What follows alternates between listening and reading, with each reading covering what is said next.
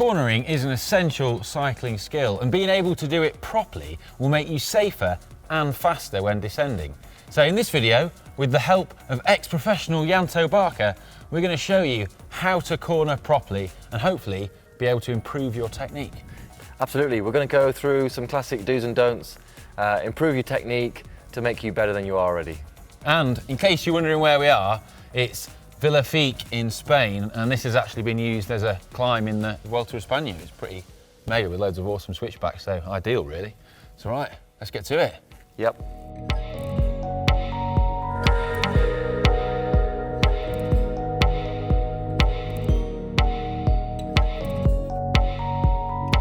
So it makes sense to start with the beginning, which is when you're entering a corner. So Yanto, talk us through that process. Well, actually I'm thinking about my braking points before I reach the entry to the corner, because I want to make sure that I am at the correct speed for what I can see the tightness of the corner is going to require, which means I can get around it safely and quickly. That obviously means I need to be aware of my brakes, both front and back, and then making sure that I hit that entry point where I start to lean in at the correct speed, so I'm not trying to trail brake too much, because this is actually quite a steep climb, and as soon as you let off the brakes you actually pick up speed very quickly. Once we get past that stage, then I'm looking for my midpoint, which is after I've hit my entry. I'm looking at the midpoint, and then as soon as I've seen my midpoint, I'm then looking at my exit. Once I've seen my exit point, then I'm just making sure that I hit that correctly and I exit the corner with as much speed as possible, well on my way to the next corner, and hopefully is carrying as much speed down that straight. So here I'm looking at what speed I'm going to be able to carry around this corner while looking for my midpoint. This is my turning point, this is my midpoint, and this is my exit. So that's at slower speeds.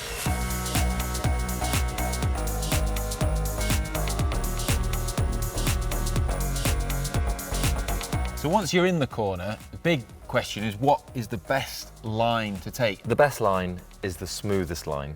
So once you've committed to your entry, you keep it all the way around, smooth as you can, and you don't do your kind of 50 pence where you lean in a bit more, lean out again. That doesn't work. This is a classic hairpin we've chosen here with your name on. And if you're looking at where your best kind of mid corner point is, it is literally right here, just before halfway round on the white line. So technically you might even be leaning slightly further off the road, but what that does is it gives you the most amount of exit, and that means if you've gone a little bit too fast, you've got a bit of road to work with. And it's also worth mentioning that you should leave a little bit in reserve. If you ever find yourself having made a slight error on speed, you're going to come out a bit too quick, and better to leave yourself Run off. Yeah, a little bit of runoff, just to make sure you don't hit the barriers or a car or anything that's going to hurt you. And an advanced cornering technique that you hear about, and it's quite common with motorcyclists and riding in the wet, is counter steering. So yeah, would you recommend people counter steer at all? You can't not counter steer. That's the fact. It's very obvious on a motorbike because it's so heavy, so you have to counter steer to get the bike down, and so much kind of gyroscopic motion means that it's very stable. On a bicycle, it all exists, it's just much smaller degrees, so you don't have to do such coarse movements. But you find yourself counter steering just to make sure you get that lean in straight away, and you don't find yourself drifting out before you've even started the corner. So yeah, we do it automatically. It's not something you need to think about. We've spoken about what is a good line, but what is a bad line as well? I think Yeah. it's important to spell it out to people. Yeah, a bad line is coming in too fast and straightening up. So when you start to turn, you actually chicken out of turning and you just go straight, and that's obviously a really bad line. What you end up doing is trying to slow down a bit more, but then in slowing down you don't turn very well. And then equally taking kind of jaggedy lines are very poor, and crossing the white line if you're on an open road is, you know, really bad practice, and ultimately you're a statistic that is waiting to have an accident if you're crossing the white line. Even if you are on the right side of the road, you know, there can be a thing with big coaches and lorries who do move over slightly, and they present a real problem. I mean, that's a really good point, and there are certain roads and certain corners that are much worse than others for that. But really good point, where you can be on your right side of the road, and even the coach may be with its wheels on the correct side of the road, but it is huge and it's turning and it's well into the wrong side of the road, and you just need to kind of take that thing into consideration. Better to come home safe, having, you know, left a foot or two as safety, rather than maxing out every last little inch and then obviously coming a cropper, one of the two. What he's going to show is a bad example. So a poor line, not smooth, and just really help you understand what it looks like. Now he's starting too wide. Look, he's come way out to the wrong side of the road and he's got nowhere near his apex. That's how not to do it. Ollie is now going to show you what the apex looks like, and I'm going to stand here and he's going to have to go inside me on the corner. All right, Ollie? Yep. Full speed. I'm not moving.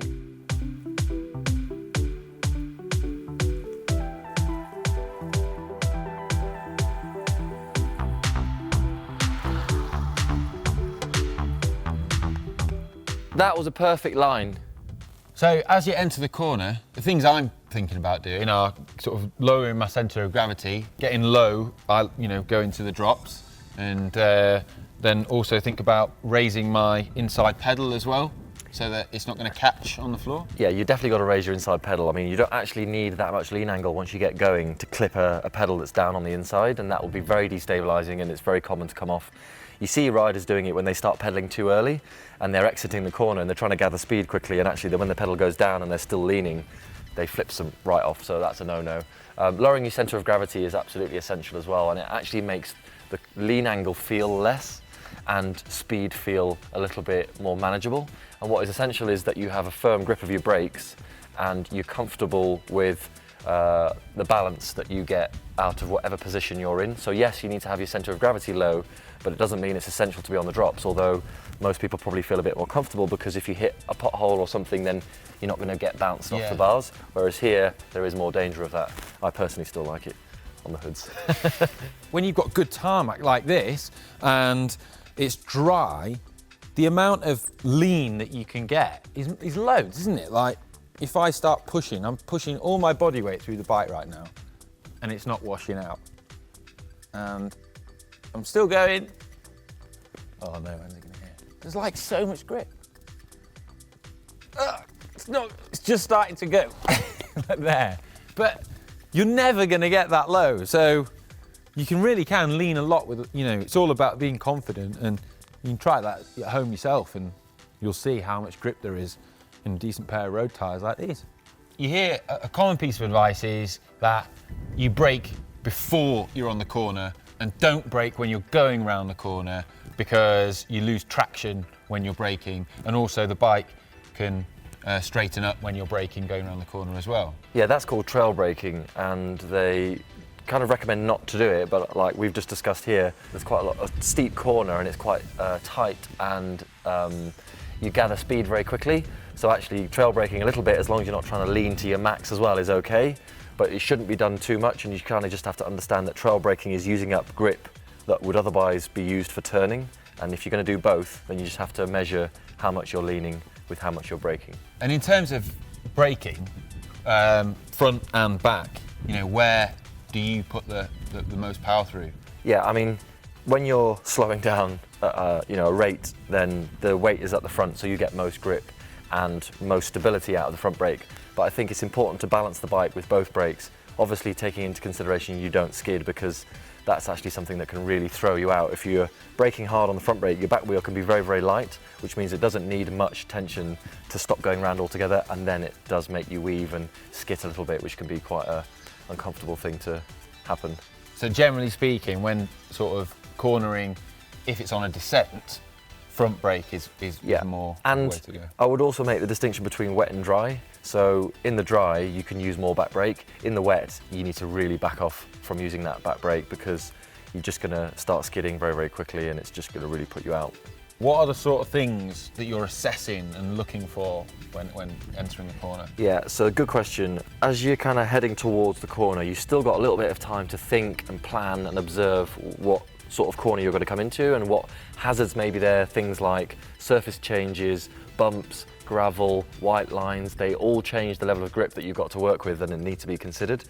So in the last few seconds before you start turning, you want to just have a quick look round and make sure, is there any cars coming? If you overcook it, are you going to come into any other issues? What's your runoff like? Anything like that. And wet patches as well, like not just, if roads are wet or there's patchy bits of wet where it's maybe dried a little bit and you're going to get those changes in grip.